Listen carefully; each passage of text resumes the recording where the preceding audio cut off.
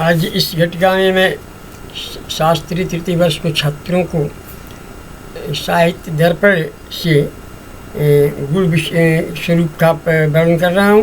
गुण क्या होता है, चूँकि गुण पर पहले चर्चा हो चुकी, इसलिए गुण के विषय में बताना उन्हें अपेक्षित है। उसके बाद अलंकार में मैं प्रवेश करूँगा। तो सबसे पहले भगवती सरस्वती की वंदना। शुक्लं ब्रह्म विचारसार परमां माध्यम जगद व्यापिनीं वीणा पुस्तकधारिणीं अभयदां जाड्यान्धकारापहं हस्ते स्फाटिकमालिकां विदधतीं पद्मासने संस्थितां वन्दे तां परमेश्वरीं भगवतीं बुद्धिप्रदां शारदां शारदां शारदां भूया वदना वदना मुझे सर्वदा सर्वदा स्वाकं सन्निधिं क्रियात्। माननीय सचिव महोदय, प्रधानाचार्य महोदय, भारतेश्वरी मवारी संस्कृत महाविद्यालय छपरा के से प्राप्त निर्देश के अनुसार गृह से कक्षाओं के संचालन के संदर्भ में मैं डॉक्टर सुमन त्रिपाठी आज ये शास्त्री के तृतीय वर्ष के छात्रों को साहित्य दर्पण की पाठ्यक्रम में गुण विशेष का वर्णन कर रहा हूँ। क्योंकि आदि में प्रथम परिच्छेद में तददोषौ शब्दार्थौ सगुणावलंकृति पुनः क्वापि जो आचार्य मम्मट का काव्य लक्षण है, तो सगुणौ शब्दार्थौ काव्यम भी आचार्य मम्मट ने कहा था। पहला था कि तद अदोषौ शब्दार्थौ काव्यम, और दूसरा उनका जो अभिप्राय था कि सगुणौ शब्दार्थौ काव्यम, वह काव्य शब्द अर्थ काव्य होने के अनुकूल हो सकता है जो शब्द जो सगुण हो, गुणयुक्त हो, गुणवान हो। यहाँ विचारणीय विषय है। आचार्य विश्वनाथ इस बात को पहले ही ये खंडित कर चुके हैं। उन्होंने कहा है कि इन शब्दार्थों सगुणों इतने न गुणाभिव्यंजको शब्दार्थों काव्य प्रयुज्य। गुणाभिव्यंजक शब्द और अर्थ ही है काव्य के लिए प्रयुज्य हो सकते हैं। यह अभिप्राय है इनके कहने का, करने की ना ऐसी बात नहीं है। गुणाभिव्यंजक शब्दार्थवत्वस्य काव्य उत्कृष्ट मात्राधायकत्व। जो गुणाभिव्यंजक शब्द और अर्थ है उसे काव्य में उत्कृष्ट मात्रा मात्र हो सकती है, काव्य में जो है शोभा बढ़ सकती है, काव्य के गुण नहीं हो सकती। रस मीठा है तो जो मीठापन है रस का वो उसका गुण है। मिर्च तीखी है तो मिर्च का गुण है तीखापन होना। यह जो है वो काव्य का उत्कर्ष नहीं हो सकता। न तो स्वरूपाधायकत्व, न वो काव्य का स्वरूप आधायक ही हो सकता है। ये दोनों में कुछ नहीं होगा, क्योंकि कहा भी गया है कि काव्य शब्दार्थो शरीरम। शब्द और अर्थ क्या है? काव्य का शरीर है। और रसादिश्चात्मा, रस की आत्मा क्या है?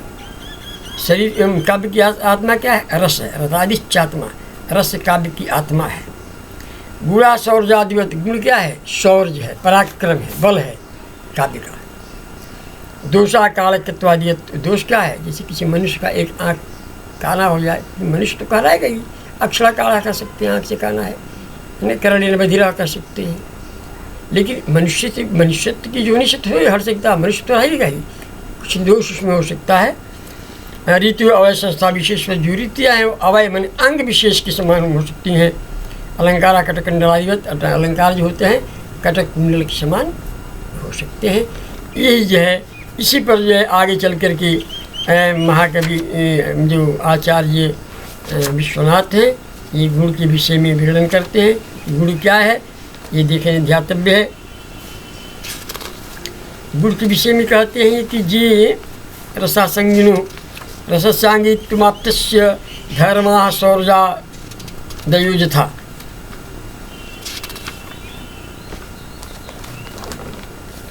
आचार्य विश्वनाथ का कहना है कि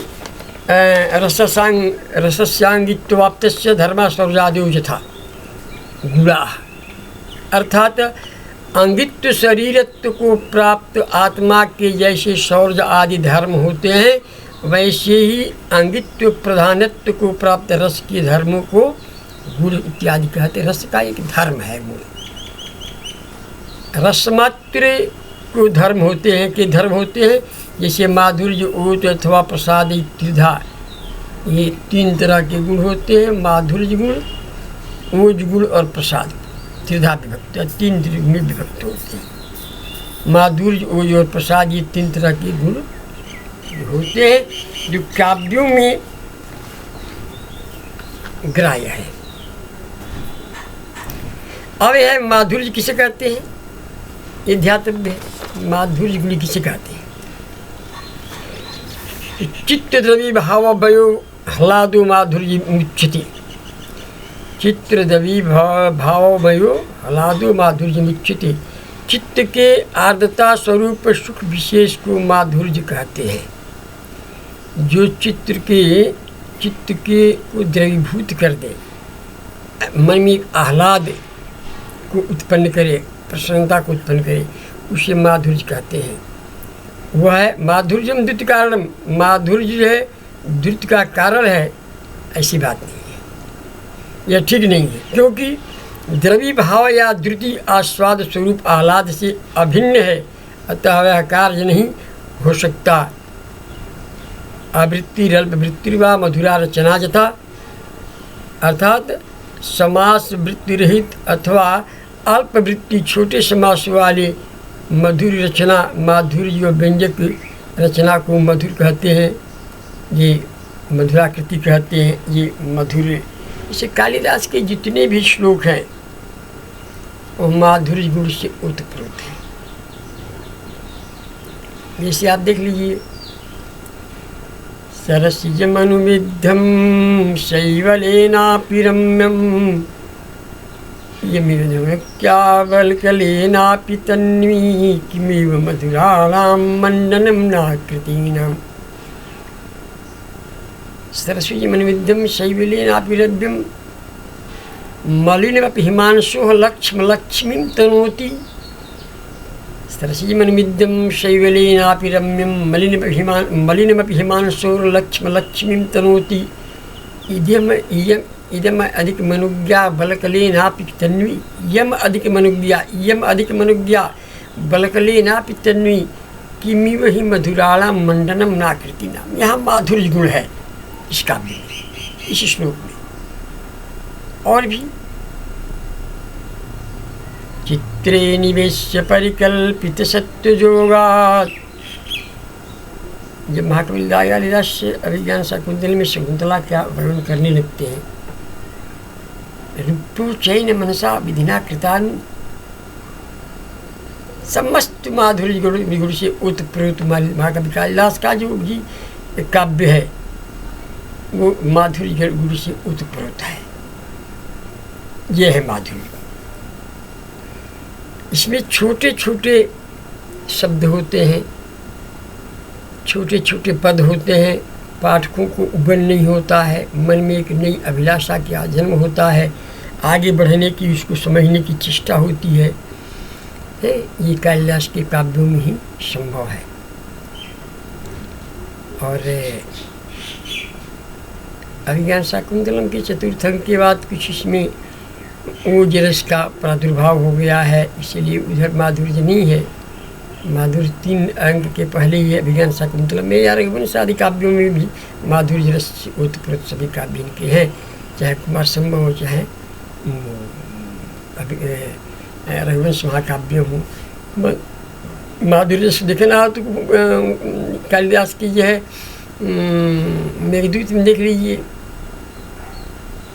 मंदम मंदम नुदति पवनः यथा त्वामानुकूलः।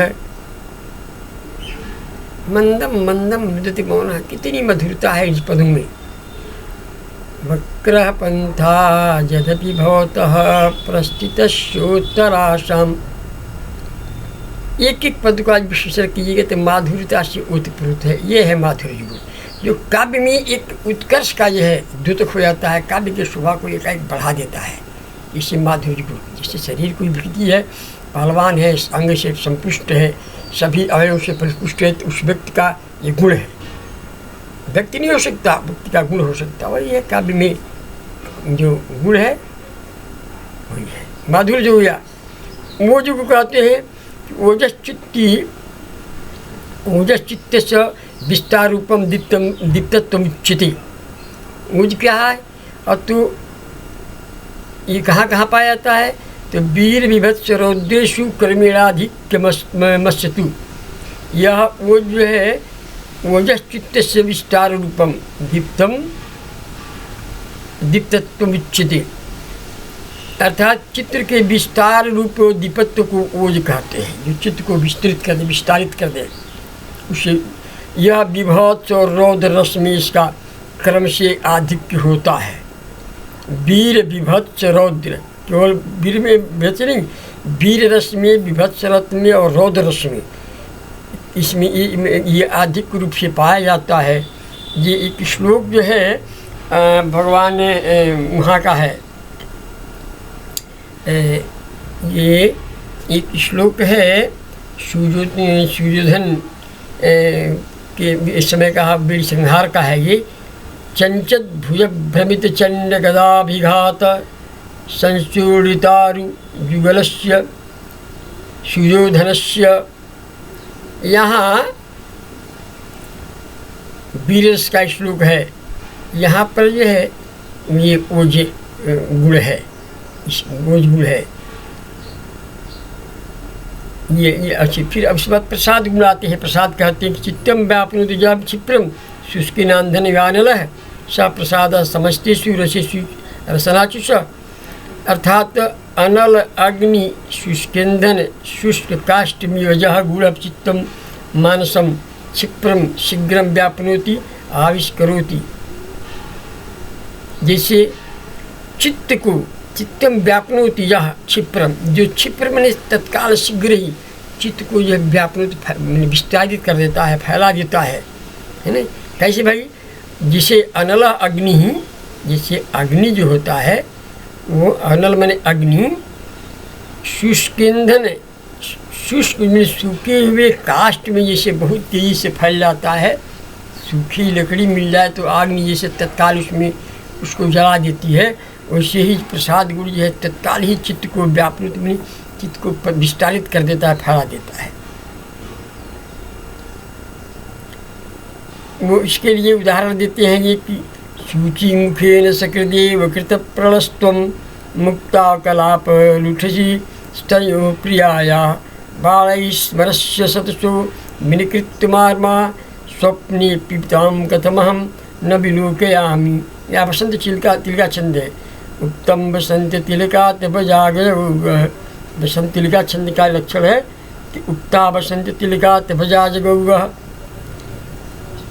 सूची मुखेन सकृदेव कृत प्रणामस्त्वं मुक्ता कलाप लुठसी स्तनयो प्रियाया बालैस्मरस्य सतसो विनिकृत्य मार्गा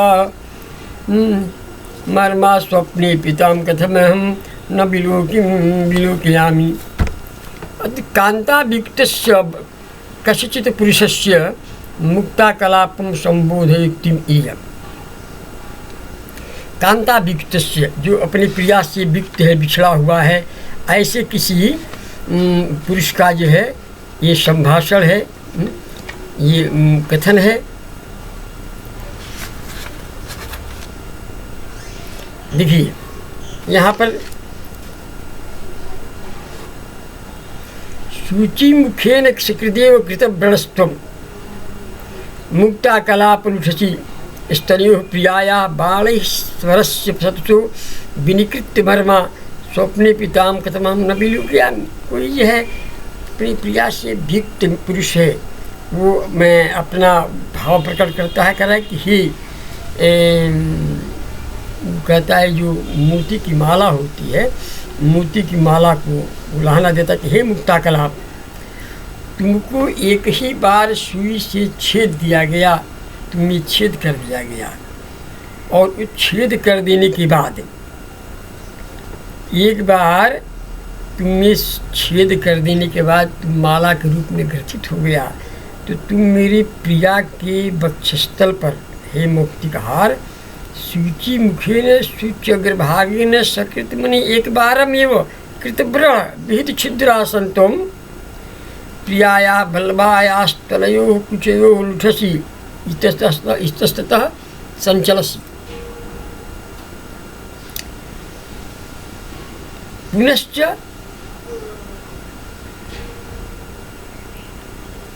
स्मरस्य मदनस्य बालैः शरैः शतशः बहुशः विनिकृतवर्मा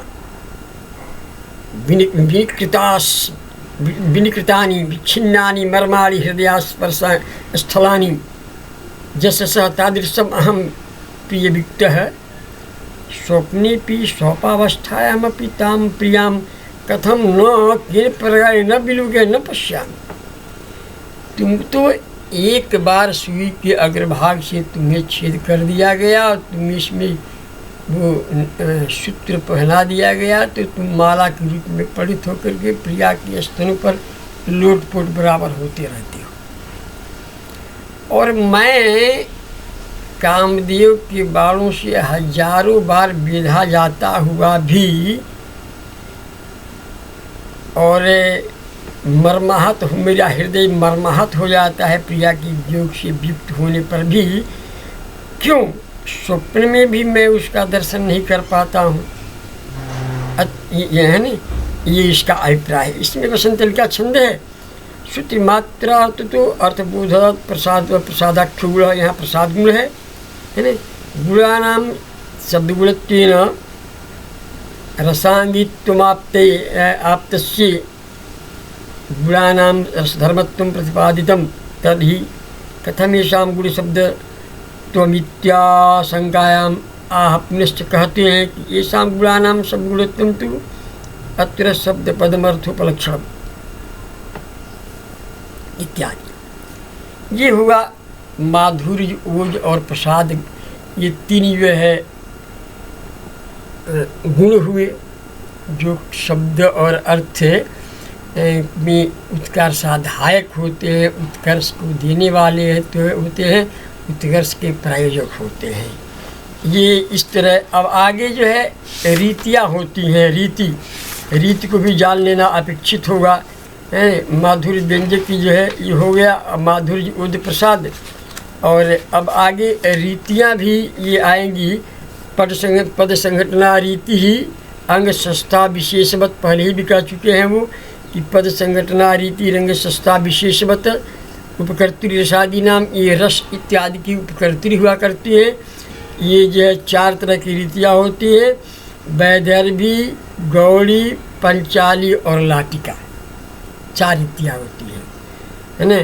वैदर्भी चात गौड़ी च पांचाली लाटिका, तथा तो वैदर्भी रीति होती है, गौड़ी रीति होती है, पंचाली रीति होती है और लाटिका रीति होती है। ये इस विषय में आज थोड़ा सा पहले वैदर्भी को देख लीजिए, फिर मैं गौड़ी, पंचाली और लाटिका तीन का विशेष स्वरूप बाद में आपको बता दूंगा।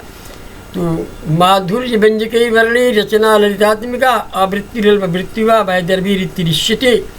कह रहे हैं कि वैदर्भी रीति माधुर्य व्यंजक वर्ण, ऐसे व्यंजक वर्ण जो मधुरता के व्यंजक हो,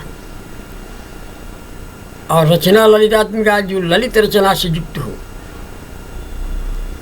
जो समस्त ललित रचनाओं से युक्त हो, ऐसे माधुर्य गुण के व्यंजक कारक वर्णों से अक्षरों से सुकुमार स्वरूप रचना जो कृति है, उस समास रहित और अल्प वृत्ति समास वाली एतादृशी रीति को वैदर्भी रीति कहते हैं। वैदर्भी ऋष्यते परार्था विधानम वृत्ति इति लक्षण मनुसृत्य तथापि कृत्य धित्य समास देश नाद्यंत धातु विरूपा पंचवृत्तयः। खैर उसे क्या कर रहा है, हमको वैदर्भी रीति है। वैदर्भी रीति का ये अर्थ हुआ कि जो माधुर्य गुण के व्यंजक वर्णों से समास रहित और अल्पवृत्ति छोटे समासों से युक्त सुकुमार स्वरूप रचना को वैदर्भी रीति कहते हैं। और उसका उदाहरण जो है तमाम जो है बड़े बड़े उसके उदाहरण पड़े हुए हैं। जैसे आप वैदर्भी रीति को जो है अभिज्ञान शाकुंतलम के तमाम श्लोकों में ढूंढ सकते हैं, कुमार संभव में वैदर्भी रीति को ढूंढ सकते हैं, जिसकी व्याख्या मैं कल करूँगा। आज यहीं तक इसको विराम करते हैं।